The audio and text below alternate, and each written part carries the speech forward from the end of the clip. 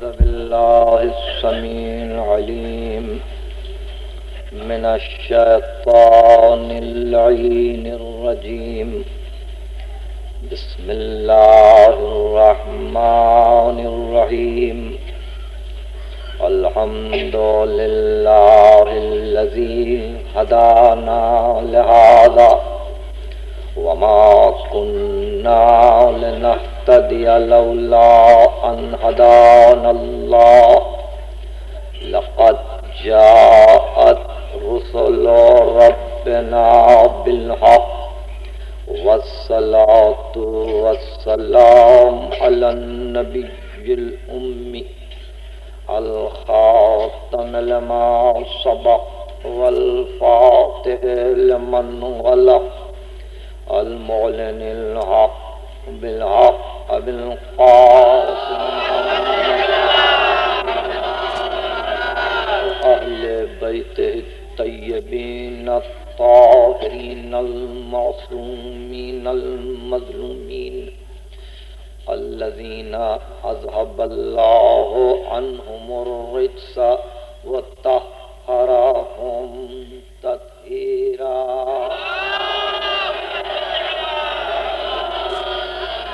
أما بعد فقد قال الله سبحانه وتعالى في محكم كتابه الحكيم: يعلمون ظاهرا من الحياة الدنيا وهم عن الآخرة هم غافلون.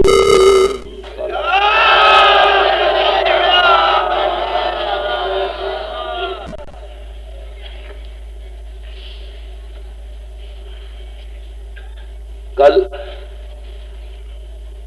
گفتگو تھی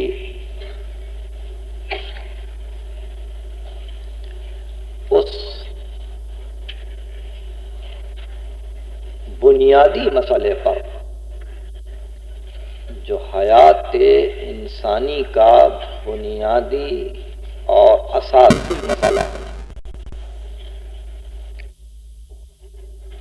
اور وہ ہے صیانت ذات، حفاظت ذات. یہ گفتگو آپ سب کو معلوم ہے اس طرح سے شروع ہوئی تھی کہ اسلامی نظریہ حیات کے عنوان پر گفتگو کرتے ہوئے میں نے جناب خورشید احمد صاحب کی اہم کتاب کو پیش کیا، اور یہ کتاب چونکہ جامعہ کراچی کی تصدیق شدہ اور اجازت یافتہ ہے، اور پھر اس وقت نصاب میں داخل ہے، تو اس کتاب نے اسلامی نظریہ حیات پر روشنی ڈالتے ہوئے جہاں سے گفتگو کو چھیڑا وہ یہ ہے کہ انسان کے بنیادی مسائل کیا ہیں، حیات انسانی کے بنیادی مسائل کیا ہیں. مگر جیسا کہ کل عرض کیا گیا تھا، پہلے ہی جملے کے بعد یہ کہا گیا کہ فطرت انسانی تجسس کے عالم میں یہ پوچھتی ہے کہ ہم کہاں سے آئے، کہاں جائیں گے، کائنات سے ہمارا کیا ربط ہے، ہمارا کوئی پیدا کرنے والا ہے کہ نہیں ہے، ہمارا انجام کیا ہوگا، ہم کو کس طرح سے رہنا چاہیے. اب یہ سوالات گنوائے گئے. میں نے کل کیا سوال اور مسائل میں فرق. بنیادی مسئلہ سارے انسانوں کے لیے یہ نہیں ہے کہ ہم کہاں سے آئے، کہاں جائیں گے. بنیادی مسئلہ یہ ہے کہ انسان اپنے بچوں کی، اپنے گھر والوں کی، اپنے متعلقین کی حفاظت کس طرح سے کرے. موسموں سے حفاظت، حملہ کرنے والوں سے حفاظت، غربت سے حفاظت، فلاکت سے حفاظت، دھوپ سے حفاظت، ہر منزل پر کس طرح سے اپنی حفاظت کرے. چنانچہ یہ بنیاد ہے انسان کی کہ قانون جذب و دفع اپنے کمال پر انسان میں نمایاں ہے. حیات کمزور سے کمزور پہلو کو جہاں پیش کرتی ہے، ایک خلیے کی زندگی میں، ایک سیل کی زندگی میں، وہاں بھی جذب و دفع ہے کہ کچھ جذب کرو کچھ دفع کرو. جینے کا طریقہ یہ ہے، جذب میں بھی حفاظت ہے، دفع میں بھی حفاظت ہے. بالکل اسی طرح انفرادی طور پر جب انسان میں جا کر حیات بہت زیادہ ناقابل فہم ہو جاتی ہے، ناقابل ادراک ہو جاتی ہے کہ ایک ہی سانس اور وہ جب تک چلے، آنکھیں دیکھیں، کان سنیں، ناک سونگے، زبان چکھے، انسان محسوس کرے، یعنی اس کے تمام جلوے مختلف ہیں. جہاں وہ سانس روکے، آنکھیں رہیں مگر دیکھ نہ سکے، کان رہیں مگر سن نہ سکے، ہاتھ ہو مگر قبض و خشاک کی قوت نہ رہے، اور اس طرح سے انسان محسوس نہ کرے، تو حیات انسان کی منزل پر پہنچ کر ناقابل فہم ہو جاتی ہے، ناقابل ادراک ہو جاتی ہے. تو اتنی قوی جہاں ہو جاتی ہے حیات، وہاں ایک ہی مسئلہ ہے کہ آنکھوں کی حفاظت، کان کی حفاظت، ناک کی حفاظت، زبان کی حفاظت، معدے کی حفاظت، شکم کی حفاظت، پورے جسم کی حفاظت، عقل کی حفاظت، فکر کی حفاظت، شعور کی حفاظت انفرادی طور پر. اور اسی حفاظت میں وہ قبیلے بنا کے جیتا ہے کہ سب مل کے رہیں، تو اپنی حفاظت ہے. قبیلے کے سردار کو چنتا ہے کہ شاہی میں اپنی حفاظت ہے. مختلف سردار ایک جگہ جمع ہو جاتے ہیں، شہنشاہی میں اس کی حفاظت ہے. اس طرح سے ریاستوں کا تصور پیدا ہوتا ہے، ریاستیں قائم ہوتی ہیں. یہ سب حفاظت ذات میں ہے، یہ سب حفاظت ذات ہے. تو انفرادی طور پر بھی وہ اپنی حفاظت چاہتا ہے، اجتماعی طور پر بھی اپنی حفاظت چاہتا ہے. زندگی کے آغاز سے لے کے زندگی کے انجام تک ہر قدم پر اگر وہ صحت کو رکھنا چاہے، علم حاصل کرنا چاہے، دولت حاصل کرنا چاہے، تو یہ سب حفاظت کی مختلف صورتیں ہیں. فقر سے محفوظ ہونا چاہتا ہے، دولت چاہتا ہے. بیماری سے محفوظ ہونا چاہتا ہے، صحت چاہتا ہے. بالکل اسی طرح اجتماعی طور پر اگر دشمن کا ڈر ہو تو اپنی پوری قوتوں کو جنگ کی تیز تر کر دیتا ہے، فقط اس لیے کہ وہ چاہتا ہے کہ حفاظت ہو، صیانت ذات ہو، مجمع کی حفاظت ہو، شہر کی حفاظت ہو، ملت کی حفاظت ہو، قوم کی حفاظت ہو.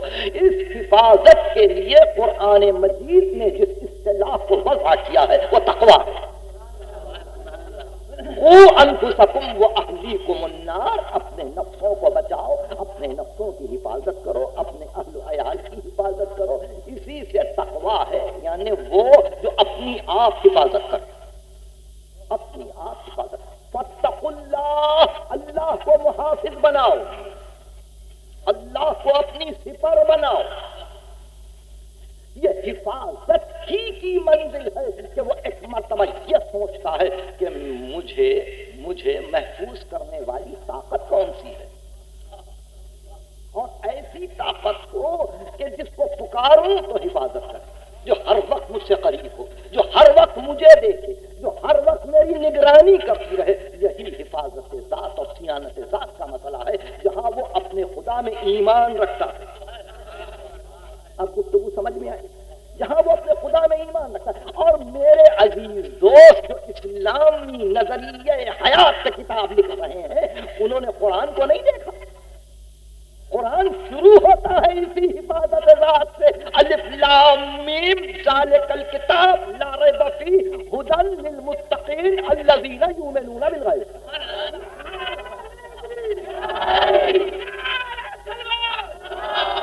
ہدایت ہے یہ کتاب، ہدایت ہے یہ کتاب ان کے لیے جو اپنی حفاظت کرے، جو اپنے آپ کو محفوظ رکھے، جو اپنے کو گارڈ کرے، جو اپنے کو بچائیں، اپنی آپ حفاظت کا خیال رکھیں. جہاں حفاظت کا خیال آیا یؤمنون بالغیب، یؤمنون بالغیب، غیب سے ایمان ہے. کوئی مجھے ہے بچا لے گا، کوئی میرا ہے بچانے والا، کوئی یقیناً میرا مددگار ہے، کوئی یقیناً میرا محافظ ہے. اور اس طرح سے وہ خالق کے ایک تصور کو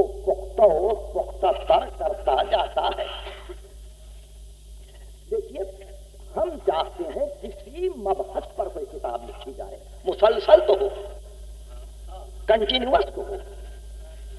یہ ایک ایسا فارمولا ہم چاہتے ہیں، ایک ایسا فارمولا ہم چاہتے ہیں کہ جو آغاز کتاب سے لے کے انجام کتاب تک. اب آپ کے عنوان کیا ہے؟ عنوان یہ ہے کہ اسلام کا طریقہ زندگی کیا ہے، رسالت کے کیا معنی ہے، توحید کے کیا معنی ہے، نماز سے کیا مقصد ہے، روزے سے کیا مقصد ہے، حج کا کیا مقصد ہے. یہ اسلامی نظریہ حیات کے عنوانات ہیں. اور کتاب ختم کہاں ہوئی؟ اسلام کا سیاسی نظریہ. اور آخری بات خلافت. اب شروع سے لے کے آخر تک فقط اگر یہی بحث رہے کہ انسان سوچتا ہے کہ میں کہاں سے آیا، مجھے کہاں جانا ہے اور میرا انجام کیا ہے، آغاز کیا ہے، تو ہر چیپٹر کو آپ اس تجسس سے مسلسل کیسے کریں گے؟ وہ جو فطرت تجسس ہے کہ میں کب آیا، کہاں سے آیا، کہاں جاؤں گا، اس سے اسلام کے نظام سیاسی کو کیا ربط ہے؟ نماز، روزے، حج، زکات کو کیا ربط ہے؟ بجز اس کے کھینچ تان کے آپ بار بار انہی جملوں کو دہراتے جائیں، بجائے اس کے ہم نے جو فارمولا پیش کیا ہے تقویٰ کا، ایمان بالغیب میں وہ ہے، اور اسی حفاظت کے تصور میں کہ خدا میرا محافظ ہے، اس نے میری محافظت کے لیے مجھے صحیح راستہ بتلانے کے لیے رسول بھیجے. رسول نے میرے نفس کی حفاظت کے لیے، میری روح کی حفاظت کے لیے، میرے عقل و شعور کی حفاظت کے لیے نماز کو بھی واجب کیا، روزے کو بھی واجب کیا، حج کو بھی واجب کیا. یہ مقام تقویٰ ہے. اور پھر اگر میں اپنی آپ حفاظت چاہتا ہوں تو جیسے ہم قبیلے کا ایک سردار ڈھونڈتے ہیں، جیسے ہم ایک بادشاہ کو چاہتے ہیں، جیسے ہم ایک حکمران کو چاہتے ہیں کہ اجتماعی طور پر ہماری محافظت کرے، اسی طرح سے اسلام چاہتا ہے کہ تمہارا ایک سردار رہے. اور وہ کیسا ہو؟ وہ کیسا ہو؟ ان اکرمکم عند اللہ اتقاکم. تمہارے میں بہتر، تم میں سے سردار، تم میں بزرگ، تم میں کرامت والا وہی ہے جو سب سے زیادہ متقی ہو. آپ نے دیکھا، اگر تقویٰ کو آپ فارمولا بناتے ہیں اسلامی نظریے حیات کا، تو باب اول سے لے کے باب آخر تک تقویٰ ساتھ جائے گا. یہ کنٹینیوٹی آف تھاٹ ہے.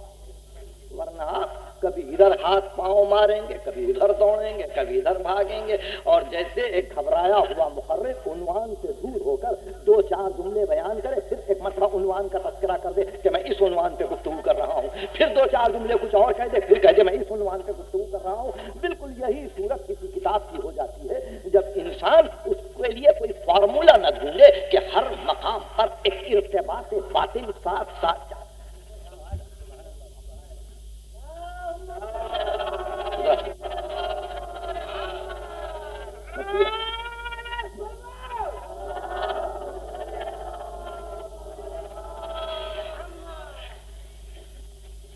چنانچہ یہ تصور کہ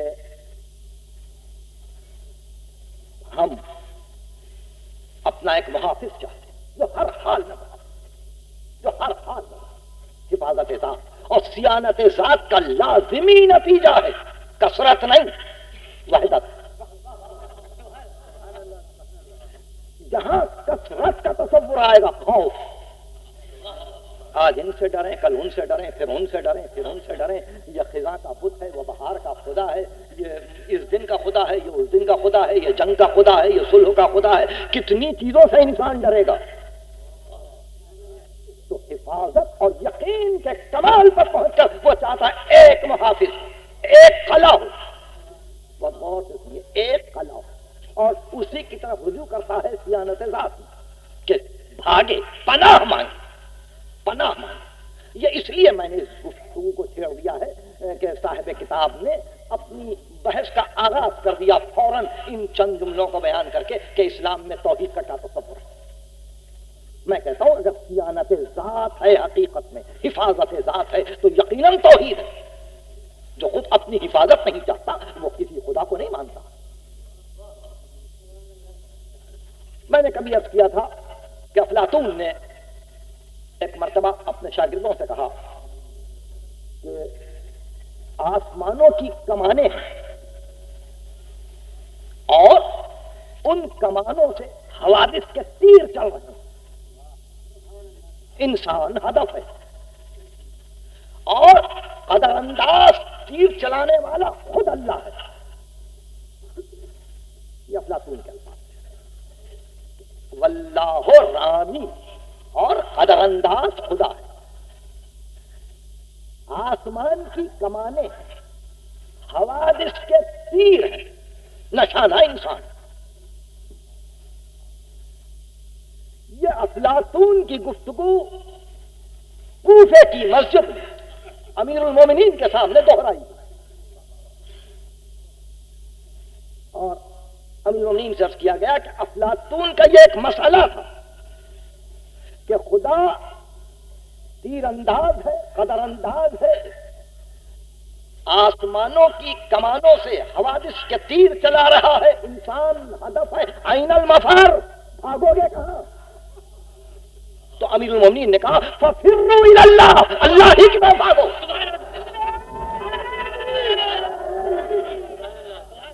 فَفِرُّوا إِلَى اللَّهِ، اللہ کی طرف بھاگو. اگر حفاظت چاہتے ہو، چاہنے والے ماں باپ نے بچے کو تماچا مارا، بچہ دوڑ کے ماں سے لپٹ گیا، مارنے والے باپ ہی سے لپٹ گیا یہ جان کر کوئی اور سہارا تو نہیں ہے. اگر تیر ادھر سے آ رہے ہیں فَفِرُّوا إِلَى اللَّهِ، فرار کرو اللہ کی طرف.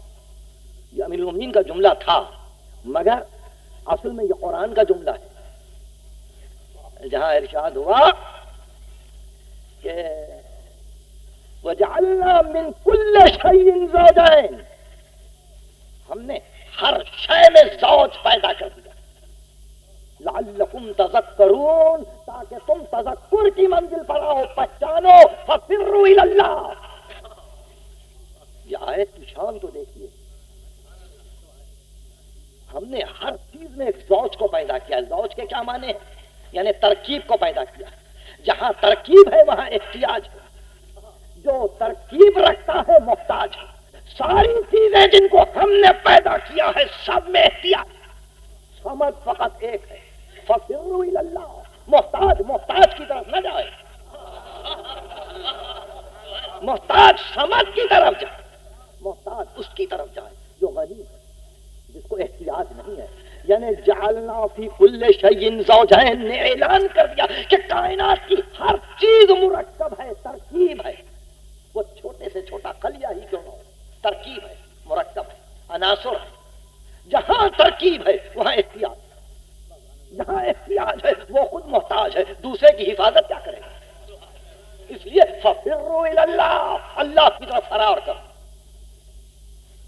تو یہ صیانت ذات کا مسئلہ ایسا ہے کہ انسان چاہتا ہے کہ کوئی اس کی حفاظت کرے، کوئی اس کی حفاظت کرے، اور ایسی منزل پر وہ اپنے لیے ایک محافظ حقیقی چاہتا ہے جو رات کی تنہائی میں محافظ ہو، جب یہ سو جائے تو محافظ ہو، جب کوئی نہ رہے محافظ ہو، جب سہارے ٹوٹ جائیں محافظ ہو، جب دنیا دشمن ہو جائے محافظ ہو، جب سارا عالم مخالف ہو جائے یہ تنہا ہو تو اس تنہائی میں وہ آواز دے اور اس کو یقین ہو کہ محافظ کو پکارنے اور چیخ کر بلانے کی ضرورت نہیں ہے. آنکھ کو سنتا ہے، دل کی آواز کو سنتا ہے، سانس کی حرکت کو سنتا ہے، نفس کے کیفیات کو، اس کے زیر و بم کو جانتا ہے. اس لیے بڑا یقین ہے کہ وہ میرا محافظ ہے، وہ میرا محافظ ہے. مگر اسی تحفظ ذات، اسی صیانت ذات میں ایک مرتبہ یہ خیال آتا کہ اگر ہاں محافظ کو تنہا ہی چھوڑ دوں تو کہیں شیطان حملہ نہ کر دے میرے عقیدے پر، کہیں شیطان مجھے راستے سے نہ ہٹا دے. یعنی اپنی حفاظت کی فکر میں عقیدہ باری کو تنہا نہیں رکھنا چاہتا. وہ جانتا ہے کہ لا الہ الا اللہ حصنی، لا الہ الا اللہ میرا قلعہ ہے. من دخل حصنی امن من عذابی، جو میرے قلعے میں آ جائے گا وہ میرے عذاب سے محفوظ رہے گا. وہ جانتا ہے کہ لا الہ الا اللہ خلا ہے، اسی کا خلا ہے، حسن حسین ہے، مگر وہ نہیں چاہتا کہ ایک کھلے میدان میں، ایک بیابان لامتناہی میں اکیلا ایک خلا نظر آئے، کیونکہ جہاں اس قلعے کا تصور عقل میں، فکر میں، یقین میں آئے گا، انسانی اعتبار سے شکوک بھی پیدا ہوں گے، شبہات بھی پیدا ہوں گے اور ریب آئے گا۔ اس لیے یہ تحفظ ذات ہی کی کوشش ہے کہ وہ چاہتا ہے کہ اس قلعے کو اور محفوظ کروں، اس قلعے کو اور محفوظ کروں۔ لا الہ الا اللہ حسنی تو ہے مگر بشرطہا، بشرطہا و شروطہا۔ اب وہ شرط و شروط کو قلعے کے اطراف معین کرتا جاتا ہے، یہ پہلی شرط، یہ دوسری شرط، یہ تیسری شرط، یہ چوتھی شرط، یہ پانچویں شرط، یہ چھٹی شرط، 12 شرطیں اطراف۔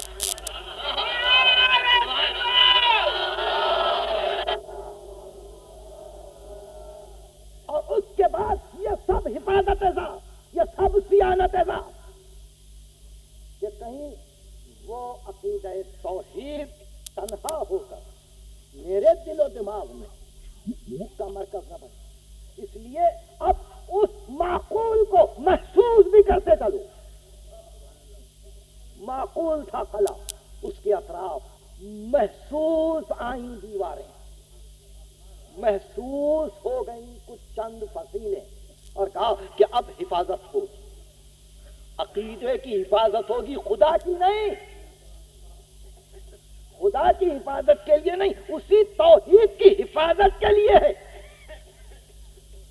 نیشاپور میں جاتے ہوئے جب یہ فرمایا کہ مجھ سے میرے آباء و اجداد، مجھ تک میرے آباء و اجداد سے یہ روایت پہنچی ہے کہ لا الہ الا اللہ حسنی، لا الہ الا اللہ میرا قلعہ ہے، تو پھر اسحاق ابن راہویہ کہتا ہے جو شیخ بخاری ہے کہ سواری کچھ دور آگے بڑھی، پھر پردہ محمل کو اٹھا کے کہا بے شرطہا و شروطہا، وہ انا من شروطہا،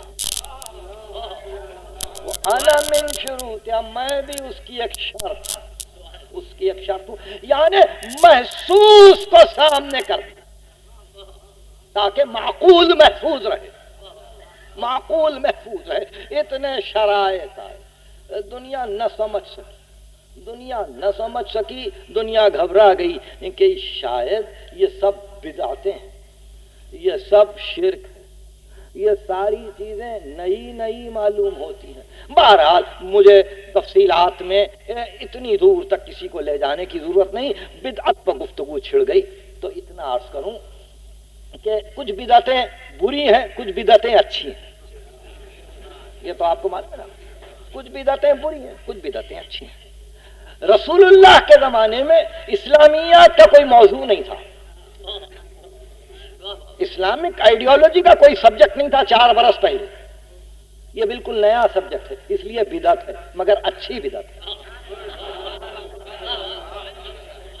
اس سے پہلے کوئی مضمون نہیں تھا مگر اچھی بدعت ہے، نعم البدعہ، اچھی بدعت ہے کہ انسان سوچ سکتا ہے۔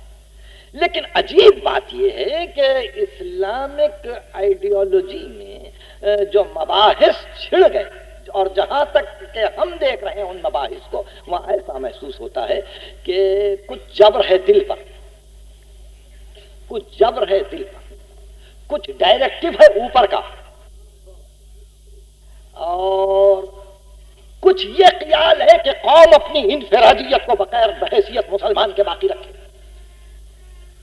تو ان چیزوں کو ساتھ لے کر ایک عالم جبر میں کچھ لکھا گیا، جہاں دل قلم کا ساتھ نہ دے سکا، اور قلم اپنی مجبوریوں کو جانتا تھا، اس لیے عجیب عجیب چیزیں سامنے آئیں، عجیب عجیب چیزیں سامنے آئیں۔ یعنی پہلے تو یہ ڈائریکٹو تھا کہ اس کتاب میں اسلامیات پہ جو لکھا جائے بزرگان دین کے نام نہ آئے، اس واسطے کہ شخصیتوں سے انسانیت وابستہ ہے، افراد وابستہ ہیں، جماعتیں وابستہ ہیں.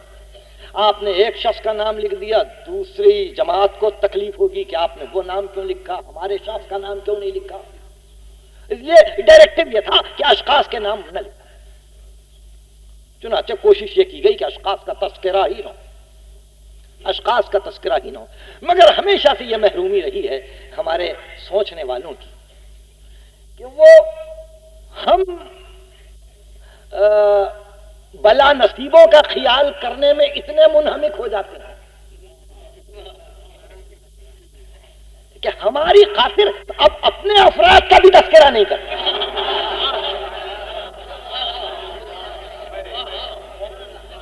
بھائی علی کا نام نہیں لیتے ہیں پوری کتاب میں، نہ لو، کسی کا تو نام لو، کسی کا تو نام لو تاکہ یہ معلوم ہو کہ فکر وہاں سے آ رہی ہے. ہم تسلسل چاہتے ہیں، تسلسل، تاکہ کسی طرف سے تو پتا چلے کہ تسلسل آیا کہاں سے. یہ سب آج ہی کے دور کے افراد کے نام ہیں.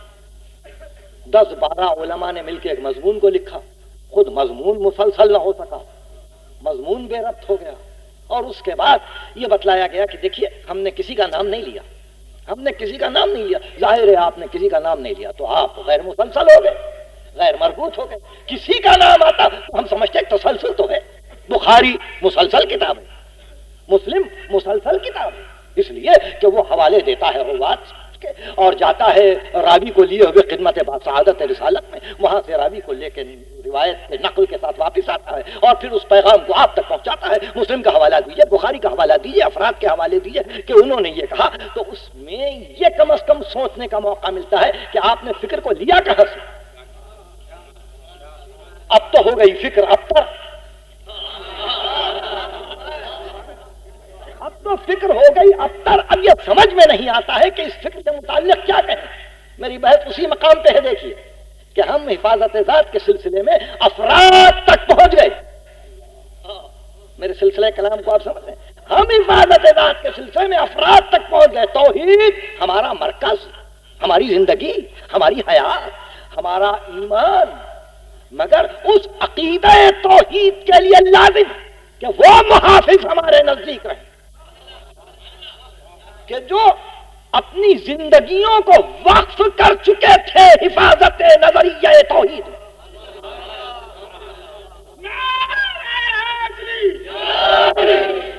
مگر ایک ڈائریکٹو یہ ملا کہ افراد کا نام تھا، مگر دل میں خواہش تھی کہ کہیں تو آ جائے تذکرہ، کہیں تو آ جائے تذکرہ.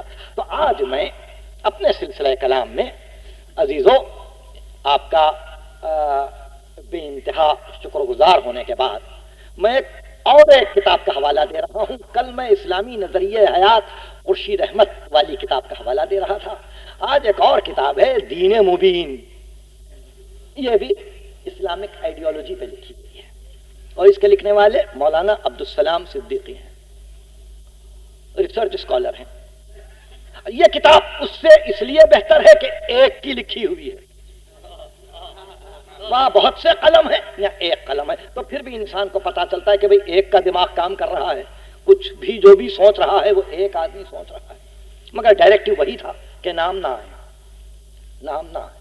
مگر معلوم نہیں اسلامک آئیڈیالوجی کے ساتھ یہ مذاق ہو رہا ہے. یہاں بھی بسم اللہ نہیں، یعنی کل والی کتاب میں بھی بسم اللہ الرحمن الرحیم نہیں ہے، یا آج والی کتاب میں بھی دین مبین میں بھی بسم اللہ الرحمن الرحیم ہے ہی نہیں. یعنی ایسا معلوم ہوتا ہے کہ نماز میں تو پڑھتے نہیں ہیں، کتاب میں لکھتے نہیں.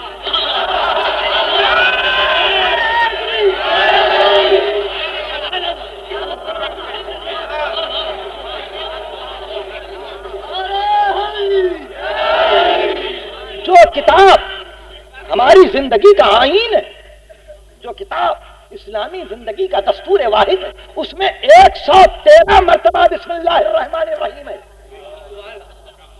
جس کو بار بار کہتے ہیں قرآن ہمارے لیے ہے. ایک لفظ کو چھوڑتے ہوئے 113 مرتبہ بسم اللہ الرحمن الرحیم ہے. تو اسلامک آئیڈیالوجی پر کتاب لکھتے ہوئے ایک مرتبہ تو لکھا جاتا، مگر یہاں بڑے تلاش کے بعد ایک گوشے میں ٹائٹل پیج پر لکھا ہوا تھا 786، مگر وہ اس شان سے لکھا ہوا تھا کہ نیچے آیت لکھنی تھی ان الدین عند اللہ الاسلام، تو انہوں نے کہا 786 ان الدین عند اللہ الاسلام۔ میں سمجھا کہ وقت بچانے کے لیے کتنا اچھا ہوگا 786 الحمدللہ رب العالمین الرحمن الرحیم مالک یوم الدین۔ اب جہاں بسم اللہ پڑھنا ہو 786 کے بعد سورہ پڑھ دیا جائے۔ کتنا وقت صرف ہوتا ہے، کتنا آپ کا، کتنی انرجی آپ کی جاتی ہے ایک مرتبہ بسم اللہ الرحمن الرحیم لکھنے سے۔ یعنی میں یہ نہیں کہتا کہ آپ صلی اللہ علیہ وسلم کیوں کہتے ہیں، صلی اللہ علیہ وسلم کیوں نہیں کہتے، ظاہر ہے فرقے واری بات ہو گئی۔ ارے بسم اللہ الرحمن الرحیم میں تو فرقہ واریت نہیں ہے، بسم اللہ الرحمن الرحیم میں تو فرقہ واریت نہیں ہے، بسم اللہ الرحمن الرحیم میں تو فرقہ واریت نہیں ہے۔ لیجیے اس کتاب میں بھی دین مبین میں بھی کہیں بسم اللہ الرحمن الرحیم نہیں ہے، ایک شارٹ ہینڈ میں گویا اعداد میں 786 لکھ دیا گیا۔ میں سوچ رہا تھا کہ اگر یہ بزرگ سورہ پورے حمد کے اعداد بھی نکال لیتے تو 786 کے بعد 25,757 سبحان ربی العظیم و بحمدہ۔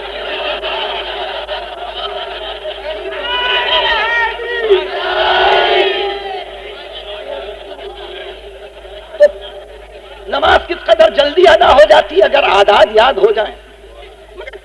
اٹھتے بیٹھتے مسلمان بچوں کو پہلا سبق دینا چاہیے بسم اللہ الرحمن الرحیم، بسم اللہ الرحمن الرحیم، بسم اللہ الرحمن الرحیم۔ ہوائی جہاز میں سفر کرنے والوں نے جب دیکھا کہ حادثات بہت زیادہ ہو رہے ہیں، درخواستوں پر درخواستیں دینی شروع کی کہ جب ہم ہوائی جہاز میں بیٹھتے ہیں تو آپ کا اناؤنسر یہ کہتا ہے کہ موسم اچھا ہے، ہم 2:20 پہ لاہور ایئرپورٹ پہ پہنچیں گے، اور ان کا خدا کے لیے انشاءاللہ کہیے ہماری جانوں سے نہ کھیلیے۔ تو حکومت نے اس کو منظور کر لیا اور کہا کہ جب آپ یہ کہیں کہ ہم 2 بجے لاہور پہنچیں گے تو یہ کہو انشاءاللہ ہم 2 بجے لاہور پہنچیں گے۔ بات یہ تھی وہاں جانوں کی پڑی تھی، وہاں یہ تھا اوپر ہے سہارا نہیں ہے۔ دیکھا آپ نے، یہ ہے سیانت ذات، کیا اپنی حفاظت کی فکر ہوتی ہے، وہ اللہ بسم اللہ انشاءاللہ سب ہے۔ یہ باتیں ہیں یاد رکھنے کے قابل ہیں۔ تو میری تجویز بہت ہی معمولی سی بات، چھوٹے بچوں کو عموماً بسم اللہ الرحمن الرحیم حفظ رہنا چاہیے، چلتے پھرتے اٹھتے بیٹھتے سوتے جاگتے بسم اللہ الرحمن الرحیم، اتنا برائی کا ہے۔ مگر یہ کہ اسلامک آئیڈیالوجی پہ جو کتابیں لکھی جائیں اس میں کسی چیپٹر میں آغاز میں، خیر گفتگو ختم ہوئی، وہ سلسلہ کلام میرا یاد ہے، ہوا یہ کہ ڈائریکٹو یہ تھا کہ افراد کے نام نہ لیے جائیں، مگر زندگی کا میری عجیب ترین سانحہ یہ کتاب، یعنی میرے سارے مطالعات میں نے کبھی یہ کیفیت محسوس نہیں کی جس کو میں نے اس کتاب کے مطالعے کے بعد محسوس کیا کہ عجیب بات ہے۔ سورہ اعراف میں ایک آیت ہے، میں پہلے آیت ہے، اچھا یہ آیت بڑی اہم آیت ہے اس واسطے کہ سیانت ذات اور حفاظت ذات ہی کے سلسلے میں انسان اپنی فکر سے کام لیتا ہے، نظر سے کام لیتا ہے، ساری کائنات کو دیکھتا ہے، اپنی حفاظت ہی کی راہوں کو ڈھونڈتا ہے۔ تو آیت یہ ہے اولم یتفکروا، کیا ہو گیا، یہ فکر کیوں نہیں کرتے، ما بصاحبہم من جنۃ، ان کا ساتھی، ان کا رسول، ان کے پاس جو نبی بن کے آیا وہ مجنون تو نہیں ہے، یہ فکر کیوں نہیں کرتے کہ ان کا صاحب، ان کا ساتھی دیوانہ تو نہیں ہے؟ اگر وہ دیوانہ سمجھتے ہیں تو اور بات، اولم یتفکروا ما بصاحبہم من جنۃ ان هو الا نذیر مبین، وہ دیوانہ نہیں ہے، وہ نذارت لے کر آیا ہے، وہ ڈرا رہا ہے، وہ تمہاری حفاظت کرنا چاہتا ہے۔ اس کی روشن نظارت صرف یہ بتلانا چاہتی ہے کہ وہ ہر حال میں تمہاری حفاظت کرے گا، تم اس کو دیوانہ نہ سمجھو۔ آیت یہ سورہ آراف کیا، اور اس کے بعد ہی کی آیت ہے اولم ينظروا فی ملکوت السماوات والارض وما خلق اللہ من شیء. یہ آیت اس میں نہیں ہے، میں پڑھ رہا ہوں. اولم ينظروا فی ملکوت السماوات والارض وما خلق اللہ من شیء وان عسى ان يكون قد اقترب اجلهم فبأي حدیث بعده یؤمنون. کیا ہو گیا؟ یہ کیوں مشاہدہ نہیں کرتے ملکوت سماوات و ارض میں اور ہر اس چیز میں جس کو کہ ہم نے خلق کیا ہے؟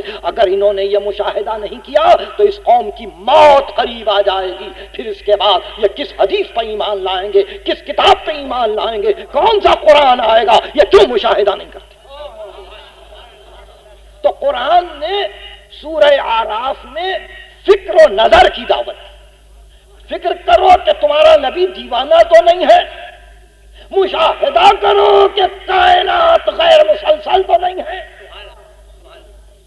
اس کے بعد کون سی کتاب آئے؟ تو فکر و نظر کی دعوت دی. اولم یتفکروا اولم ینظروا. یہ آیت اس مقام پر تھی. اب اس آیت پر یہ تین جملے میرے سمجھ کے باہر ہیں. میں چاہتا ہوں کہ علماء میری مدد کریں. اور یہ کتاب ہے دین مبین اسلامک آئیڈیالوجی بمطابق نیا نصاب برائے B A B F C B com Maulana Abdussalam Siddiqui. خدا کے لیے کسی فرقے کے عالم کے پاس یہ کتاب پہنچائی جائے اور ان سے پوچھا جائے کہ اس کا مطلب کیا ہے. قرآن بھی مبین، قرآن کی عملی تعبیر و تشکیل کے اعتبار سے حضور کی ذات بھی مبین. مبین ذات جینی کا جیم یہ نون یہ کسی لغت میں یہ لفظ ہم نے آج تک نہیں دیکھا. اب دیکھیے کیوں یہ لفظ آیا، ما بصاحبہم من جنۃ. تو لکھتے ہیں ذات جینی کا ایک اہم کمال صحابہ رسول ہے. ذات جینی کا ایک اہم کمال صحابہ رسول ہیں جو حضور کے اسوے میں رنگے جانے کی وجہ سے خود بھی حامل نظام معنی یعنی حاصل قرآن اور نمونہ بن گئے ہیں. نظیر مبین کی وضاحت کے لیے آیت ذیل میں بطور قضیہ اولین اصحاب کا ذکر کیا گیا ہے. اصحاب کا ذکر کیا گیا اور آیت یہ ہے اولم یتفکروا ما بصاحبہم من جنۃ. کیا یہ فکر نہیں کرتے کہ ان کا رسول مجنون نہیں ہے؟ صاحب کو صحابہ سمجھ رہا ہے.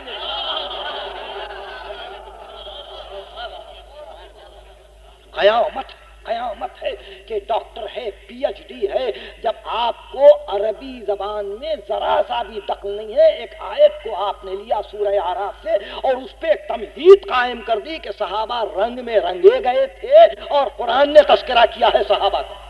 اور کس آیت میں کیا ہے؟ اولم یتفکروا. کیوں فکر نہیں کرتے؟ ما بصاحبہم من جنۃ. ان کا ساتھی، ان کا رسول دیوانہ تو نہیں ہے. یہ کہتے ہیں لیجیے صحابہ کا تذکرہ ہو گیا.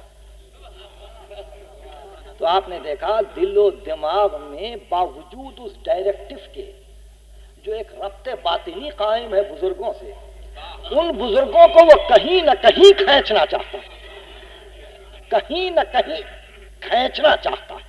اور اس طرح سے ایک غلط آیت میں جہاں معنی نہیں ہے ما بصاحبہم من جنۃ، ان کا ساتھی یعنی رسول. کسی قرآن کے ترجمے کو دیکھ لیجیے، رسول دیوانہ تو نہیں. ان کا دیکھیے صحابہ کی تعریف ہے.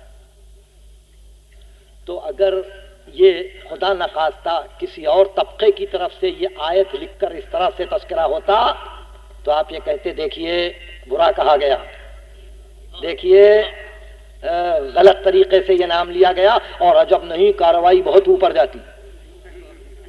مگر اللہ کا یہ شکر ہے، اللہ کا یہ شکر ہے کہ آپ کے قلم نے ساتھ دیا، آپ کے دل کا ساتھ دیا.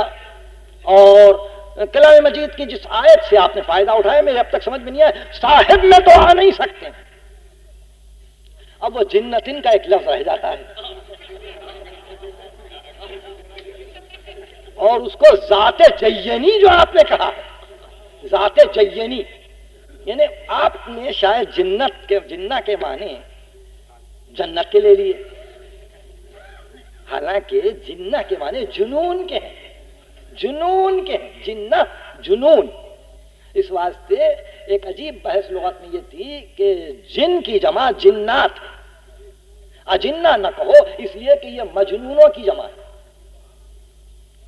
ایک یوں بھی بحث لغت میں. مگر یہاں جو جنہ ہے وہ تو مجنون کے معنی میں. آپ نے یہ سوچا ہوگا کہ شاید جنت کی گفتگو ہے، تو کہا دیکھیے یہاں بھی تذکرہ ہے کہ کہاں رہیں گے، کس بلندی پہ رہیں گے. تو اب ہم سے گلہ نہ کیجیے، اب ہم سے گلہ نہ کیجیے، لکھ رہے ہیں مبتلا ہو رہے ہیں. یعنی ایک مرتبہ لکھا پوری کتاب میں پھنس گئے، ایک مرتبہ لکھا پوری کتاب میں وہ بھی پھنس گئے. بہرحال اس کتاب کے بھی تمام عناوین وہی ہیں. یعنی چونکہ سلیبس مقرر کر دیا گیا ہے کہ آپ یہ بحث کریں گے، یہ بحث کریں گے، یہ بحث کریں گے، اس طرح سے یہ سلیبس آگے بڑھ گیا اور ہم اس پہ گفتگو کریں گے. میں صرف یہ چاہتا تھا کہ اگر حفاظت ذات کے متعلق آپ سمجھ سکیں اور صیانت ذات، تحفظ ذات، یہ بڑا اہم مسئلہ ہے انسان کا. توحید سے لے کے قیامت تک ایک عنوان پر آپ سارے مسائل کو جمع کر سکتے ہیں، پورے مسائل. میں تھوڑی دیر رہ گئی ہے، میں ایک اہم منزل تک پہنچوں اور اس کے بعد آگے بڑھوں. اب ایک بات یاد رکھیے، تحفظ ذات کے بعد آپ تو یہ بنیادی مسئلہ ہے، اب بحث کہاں سے شروع کریں گے آپ؟ میں نے کہا تھا کہ ہم ایک متبادل نظام، متوازی نظام اسلامی نظریہ حیات کا پیش کر رہے ہیں. ہم نے پہلے مسئلے کا جواب دیا کہ انسان کا بنیادی نظریہ مسئلہ تحفظ ذات. تحفظ ذات میں توحید بھی ہے، عدل بھی ہے، نبوت بھی ہے، ہدایت بھی ہے، قیامت بھی. اب بحث کہاں سے شروع ہوگی؟ خدا کو ایک سمجھانا، رسول کو منوانا، قرآن کو منوانا، نماز کو منوانا، یہاں سے شروع کریں گے آپ؟ نہیں، آپ قرآن کی پیروی کیجیے. ذالک الکتاب لا ریب فیہ ھدی للمتقین الذین یؤمنون بالغیب. اور آپ کو تعجب ہوگا کہ 25 آیتوں تک فقط انسان کی صنفوں پر قرآن نے گفتگو کی. یہ مومن ہے، یہ کافر ہے.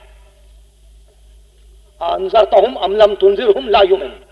اب تم ان کو ڈراؤ یا نہ ڈراؤ، یہ ایمان لانے والے نہیں ہیں. ان کے دلوں پہ مہر لگا دی ہے، ان کے دل میں بیماری ہے. ایک اور طبقہ ہے جو کبھی ادھر جاتا ہے، کبھی ادھر آتا ہے. جب تم بلاتے ہو تمہارے پاس آتے ہیں، اور پھر جب تمہاری محفل ختم ہوتی ہے ادھر جا کے کہتے ہیں ہم تمہارے ساتھ تھے، ہم ان کا مذاق اڑا رہے تھے. یہ تیسری صنف ہے قرآن میں. جو حضرات سورہ بقرہ پہلے پڑھ چکے ہیں ان کو مجھے تو آیتیں پڑھ کے سنانے کی ضرورت نہیں ہے. پہلے اصناف انسانی پر گفتگو ہے. جہاں یہ گفتگو ختم ہوئی ایک مرتبہ آواز دی، اس قال ربک للملائکۃ انی جاعل فی الارض خلیفہ. سورہ بقرہ. جہاں بحث انسان پہ ختم ہوئی بحث چھڑ گئی خلاف. تو آپ نے جو اسلام کے نظریے سیاسی کو 500 صفحے کے قریب لے جا کے پیش کیا ہے، نہیں، اس کا آغاز تو پہلے ہونا چاہیے. کیوں؟ اس لیے کہ وہ ایک گائیڈنس ہے کہ اس کی نگاہوں سے رسول کو دیکھیں، اس کی فکر سے خدا کو پہچانیں، اس کے عمل سے عمل سیکھیں، اس کی ہدایتوں سے راہ پائیں. اس لیے گھبراتے گھبراتے حیرانی میں پریشان ہوتے ہوئے یہ 450 صفحے گزارنے کے بعد جو مسئلہ خلافت پر گفتگو کی، یہاں تو کتاب کھلتے ہی مسئلہ خلافت آنا چاہیے تھا. اس واسطے کہ اگر کوئی گائیڈنس نہیں ہے، اگر کوئی ولی نہیں ہے، اگر کوئی مولا نہیں ہے تو ساری فکر غلط ہے. اتنا کامل کوئی سامنے رہے کہ جو آئینہ بنے ذات واجب کے اور انسانوں کے درمیان، کہ ذات واجب جلوہ کرے اس آئینے پر اور اس آئینے کا عکس ہم پہ پڑے. انی جاعل فی الارض خلیفہ.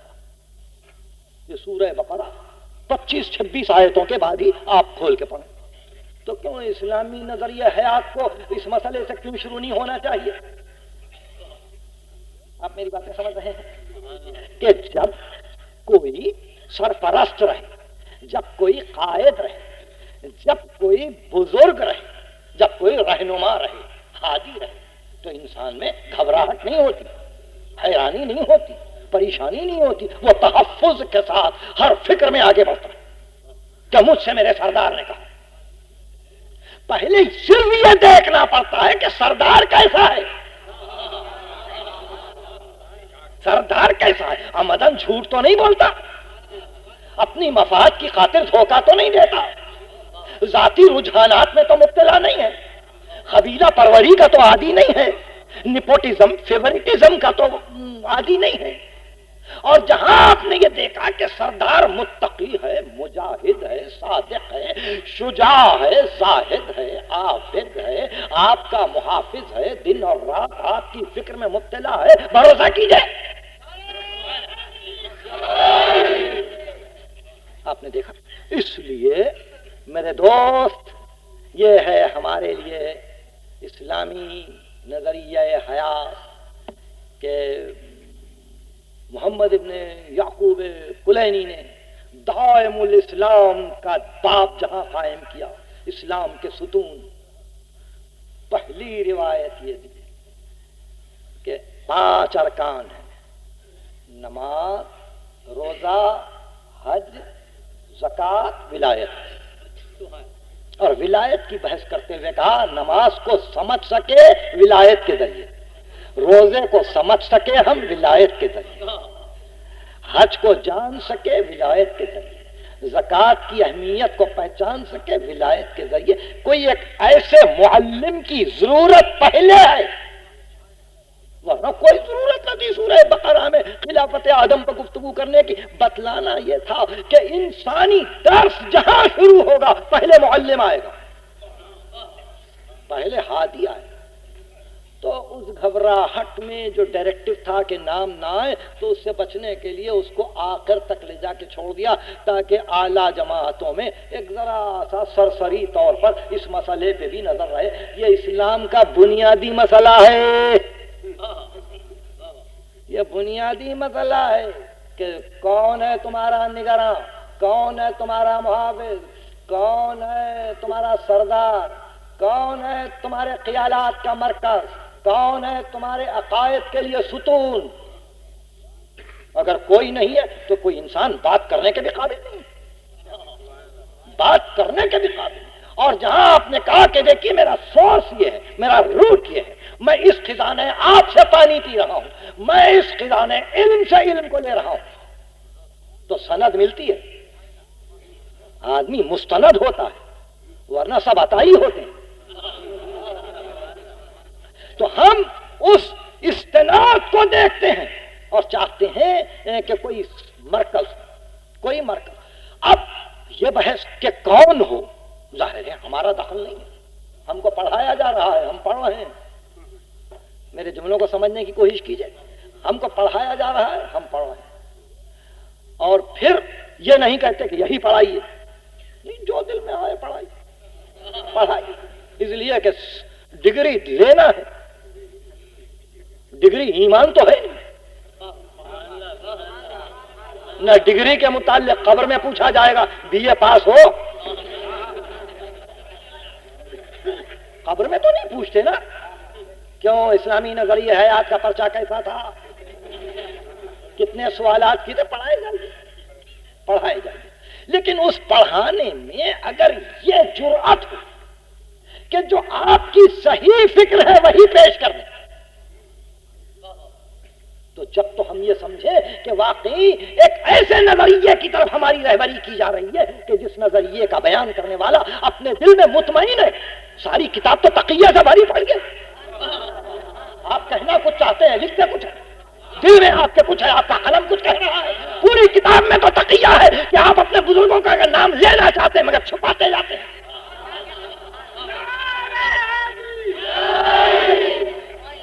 اس لیے ہم کو حیرانی ہوتی ہے کہ یہ ہم کو کہاں جانا ہے، ہم کو کہاں جانا ہے۔ بہرحال ایک منزل آئی اور اسلامی نظریہ حیات پہ جو سرکاری کتاب ہے خورشید احمد صاحب والی، وہ چھپاتے اپنے دل کے احساسات کو ایک رسالت کی منزل پر آئے، اور رسالت کی منزل پر آ کے انہوں نے کہا پیغمبر کا عدل، ایسا عدل تھا پیغمبر، کیسا عدل تھا پیغمبر کا عدل؟ یہ تھا کہ ایک ممتاز قبیلے کی ایک ممتاز عورت نے چوری کی، پیغمبر نے حکم دیا ہاتھ کاٹ۔ بڑے بڑے صحابہ نے سفارش کی، اب میں کتاب کھول کے نہیں پڑھوں گا، بہرحال بڑے بڑے صحابہ نے سفارش کی۔ آپ نے کہا نہیں، اگر فاطمہ بنت محمد چوری کرے تو میں ہاتھ کاٹ ڈالوں۔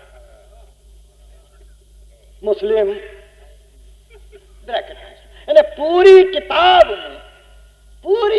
میں ایک روایت ہے، پوری کتاب۔ بہرحال مجھے کوئی اعتراض نہیں ہے، چونکہ آپ نے مسلم کا حوالہ دے دیا۔ دیکھیے میں جو عرض کر رہا ہوں، آپ نے مسلم کا حوالہ دیا اس لیے اعتراض، مگر اس کا مقصد کیا تھا؟ مقصد یہ تھا کہ پیغمبر نے ایک ایسی بی بی کا نام لیا جو محبوب ترین ہے پیغمبر کو۔ آپ اس سے یہی مطلب لینا چاہ رہے ہیں نا کہ جس کو رسول سب سے زیادہ دوست رکھتے تھے اس کو کہہ دیا کہ میں اس کا بھی ہاتھ کاٹ ڈالوں گا۔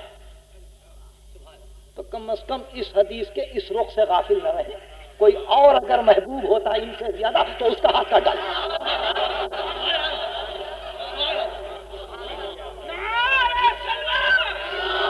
پریشانی کی بات نہیں ہے، ہم ان روایتوں کو پڑھ کے حیران نہیں ہوتے، ہم تو پہلو دیکھتے ہیں کہ صحیح معنی میں اس میں ہماری حفاظت کا پہلو کیا ہے۔ حفاظت کا پہلو یہ ہے کہ اگر کوئی اور محبوب ترین ہوتا تو اس کے لیے بھی یہی کہتے ہیں۔ مگر مجھے صرف اتنا ہے کہ پوری کتاب میں افراد کے نام نہیں لیے گئے، آخر میں اس طرح سے اس حدیث کو نقل کر دینے میں کچھ صحت نہیں معلوم ہوتی فکر کی، کچھ مناسبت بھی نہیں ہے، اس لیے کہ رسول کا کلمہ پڑھتے ہیں، رسول کا نام اعظم لیتے ہیں۔ اگر اسی قسم کی عدالت کی تعریف آج پاکستان کے صدر کی جائے اور ان کے متعلق بھی یہ کہا جائے کہ انہوں نے یہ کہا اپنے کسی عزیز کے متعلق، یا کوئی ہمارے حاکم کا نام لیا جائے کہ انہوں نے یہ کہا عدل کی تعریف ہے کہ میں بیٹے کا ہاتھ کاٹ ڈالوں گا، لکھ سکتے ہیں آپ؟ محمد مر گئے، آپ سمجھ رہے ہیں؟ محمد مر گئے، اس لیے جو چاہے لکھو، جو چاہے لکھو، احترام نہیں ہے، احترام نہیں رہا پیغمبر کا، احترام نہیں رہا۔ اسلامی نظریہ حیات کا گفتگو ہے، احترام پیغمبر نہیں ہے۔ اس طرح سے کوئی نام لیتا ہے؟ سورہ حجرات انگریزی میں اس کو چیمبرز کہتے ہیں، انگریزی مترجمین نے اس کو چیمبرز لکھا، سورہ حجرات۔ یہ 9 ہجری میں یہ سورہ آیا ہے، 9 ہجری، یعنی اس کے فوراً بعد سورہ برات، اور یہ آخری وحی ہے سورہ حجرات۔ تو پیغمبر کتنا ایجوکیٹ کر چکے ہیں اپنی پبلک کو، اپنے آڈینس کو، اپنی امت کو، اپنی قوم کو کتنی تربیت دے چکے ہیں؟ اتنی تربیت کہ مکے کے 12 برس، مدینے کے 9 برس، 21 برس، 21ویں سال سورہ حجرات۔ اور سورہ حجرات کی آیت ہے ان الذین ینادونک من وراء الحجرات اکثرهم لا یعقلون۔ اے حبیب، باہر کھڑے رہ کے لوگ تیرا نام لے کے پکارتے ہیں، محمد محمد، ان سے کہہ دو ان کی اکثریت بے عقل ہے۔ 21 برس کی تبلیغ کے بعد محمد کی زندگی میں جب اکثریت بے عقل ہو،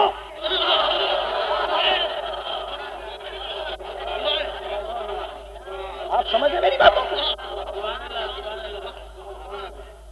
اس طرح سے پکارتے ہیں باہر کھڑے ہو کے نام لے کے۔ تو جو محمد کا نام لینے میں جن کو باک نہیں ہو، فاطمہ بنت محمد کا نام لینے میں کیا بات ہے؟ اکثرهم لا یعقلون، تعقل نہیں ہے، احترام نہیں ہے۔ اور احترام اسی لیے نہیں ہے کہ انسان یہ سمجھتا ہے کہ مجھ سے ان سے ربط کیا ہے، مگر جہاں ہم ہیں وہاں ہمارا ربط یہی ہے کہ ہم یہ سمجھتے ہیں کہ ہمارے محافظان حقیقی اللہ کی مرضی کے نمائندگی کرتے ہوئے وہی ہیں۔ گفتگو آج ختم، میں نے تھوڑا سا وقت لے لیا، میں نے کل بھی تقریر میں کوئی 10 منٹ آپ سے زیادہ لیے ہیں اور آج بھی 10 منٹ میں نے زیادہ لیے ہیں، میں آپ سے معذرت خواہوں، مگر مسائل اتنے زیادہ ہیں کہ مسلسل تقریروں کے باوجود بھی میں ایسا محسوس کرتا ہوں کہ ایک تشنگی سی ہے بہر صورت۔ یہ عادت آج کی نہیں ہے، فاطمہ بنت محمد پکارنا آج کی بات نہیں ہے، بہت پرانی باتیں۔ میں نے جیسا کہ سورہ حجرات کی آیت، پیغمبر کا نام لیتے تھے، پیغمبر کا نام لے کے پکارتے، باہر کھڑے ہو کے آواز دے محمد باہر آؤ. تو احترام نہ رہا. جہاں احترام نہ رہا وہاں ذاتی رجحانات نے یہ طے کیا کہ جس کو محترم نہیں سمجھتے اس کے وجود کا احترام کیا ہے, اور وہ نہ رہے تو نقصان کیا ہے. راستے سے ہٹا دو, گھر کو مٹا دو, قتل کر دو, نسلوں کو مٹا دو. تو دیکھیے یہی ہے وہ منزل کہ جن لوگوں نے محمد مصطفیٰ صلوات اللہ علیہ. ایک بات عرض کر دوں, پھر وہ تشنگی چونکہ رہ جاتی ہے 2-4 منٹ کا. ہماری حد تک ہمارا تعارف آپ نے تو آپ کو ہو چکا ہوگا ہمارا تعارف کہ یہاں اگر نام زبان پر آئے تو سر جھک جاتے ہیں درود کے ساتھ. یہ ہماری زندگی, یہ ہماری زندگی ہے. دیوانہ پن ہے تو یہ ہے, بے عقلی ہے تو یہ ہے, اگر عشق ہے تو یہ ہے, جنون ہے تو یہ. نام آیا سر کو جھکا دیا. اب جب ان کا اتنا احترام ہے تو ہم نے دیکھا ان کے گھرانے کو لوٹتے ہوئے, تباہ ہوتے, برباد ہوتے. ہم نے دیکھا کہ یہ طے کر کے چلے کہ نسل کو قطع کر تو تباہ کر دیا, برباد کر دیا. اگر احترام ان کے دلوں میں ہوتا, ان کے دلوں میں احترام ہوتا تو کوئی کتاب نہیں لکھی جاتی اسلام کے سلسلے میں جب تک کہ یہ اعلان نہ کیا جاتا کہ ایک مستقل کوشش کی گئی ہے اسلام میں محمد ابن عبداللہ کے نظریات کو, ان کے اعلانات ہدایت کو, ان کی کوششوں کو مٹانے کی ایک مستقل کوشش کی گئی ہے. یہ لکھتا ہر ذمہ دار لکھنے والا لکھتا, مگر لکھنا تو ایک طرف, ان کی داد بھی دی جا رہی ہے, بنی امیہ کی بھی تعریف کی جا رہی ہے, قاتلوں کو بھی سراہا جا رہا ہے, حسین ابن علی پہ تبصرہ بھی ہو رہا ہے کہ کیوں گئے تھے, کیا وجوہات تھے, خاموش ہو جاتے تو اچھا تھا. یہ باتیں ہیں, جاری ہیں, لیکن بہت صورت چونکہ ہمارے جذبات اس گھرانے سے دنیا پہ روشن ہے, اس لیے ہم نے یہی سوچا کہ اگر زندگی عقلانی ہے, اگر زندگی روحانی ہے, جیسا کہ میں شام غریبہ, اگر زندگی مستمر ہے, اگر حیات دائر ہے تو ہمارا سہارا موجود. 23 منٹ کی تقریر میں سب کچھ تو نہیں کہا جا سکتا تھا, میں نے بڑے عجیب اشارے کیے.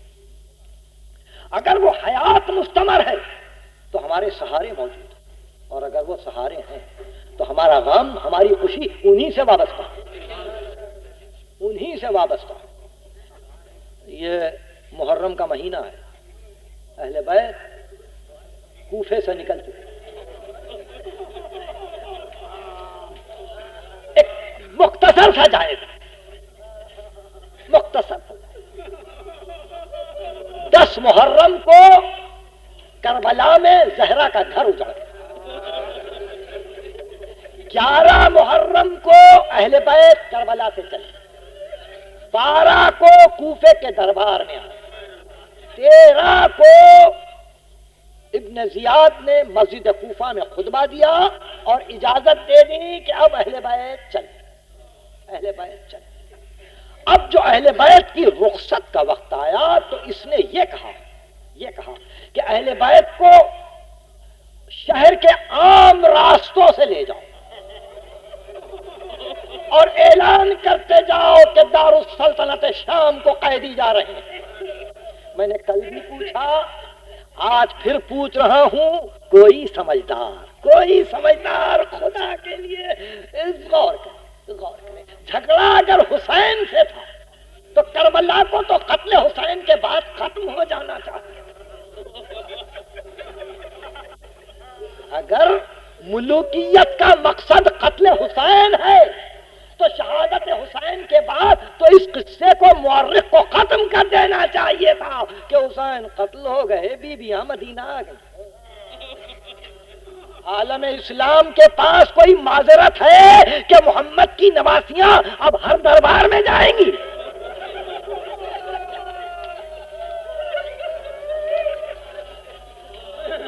یہ کوفے سے رخصت ہے۔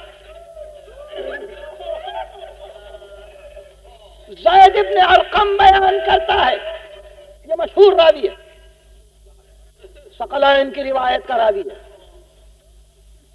غدیر کے خطبے کا راوی ہے۔ زید ابن ارقم نے حسین ابن علی کا بچپن دیکھا ہے۔ زید ابن ارقم کا سن تقریباً 80 اور 82 برس کا ہے۔ وہ کہتا ہے کہ میں انتہائی کمزوری کے عالم میں اپنے گھر کے بالا خانے پہ بیٹھا ہوا، مجھے اطلاع نہیں تھی کہ ظالم نے یہ حکم دیا ہے کہ شاہراہ عام سے قیدی گزارے جائیں، کہ ایک مرتبہ میں نے یہ دیکھا کہ میرے بالا خانے کی کھڑکی کے پاس سے ایک نیزے پر ایک سر حرکت کر رہا ہے۔ میں دوڑتا ہوا قریب آیا، میں نے غور سے دیکھا تو میرے شہزادے کا سر۔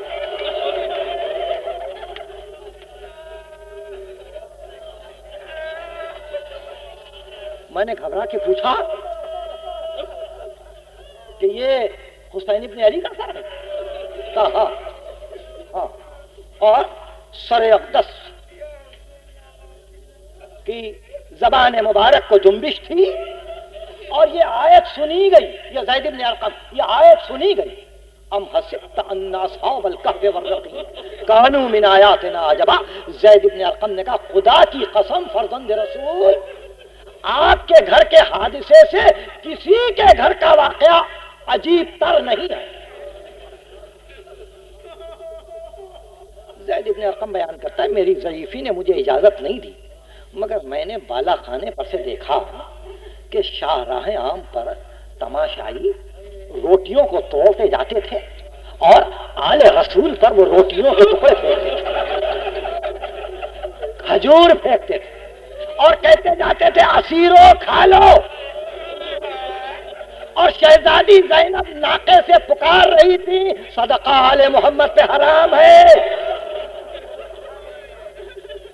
صدقہ آل محمد پہ حرام ہے۔ زید بن ارقم بیان کرتا ہے کہ اسی عالم میں سواریاں گزرتی چلیں، اور وہ ناقہ کہ جس پر ثانیہ زہرا تشریف فرما تھی، جب وہ ناقہ قریب آیا تو اس نے دیکھا کہ ثانیہ زہرا کی گود میں ایک ننھی سی بچی بیٹھی ہے جو بار بار پھپھی سے کہتی ہے پھپھی اماں یہ لوگ تو صدقے کی روٹیاں پھینک رہے ہیں، میں تو نہیں کھاؤں گی مگر میں پانی مانگوں۔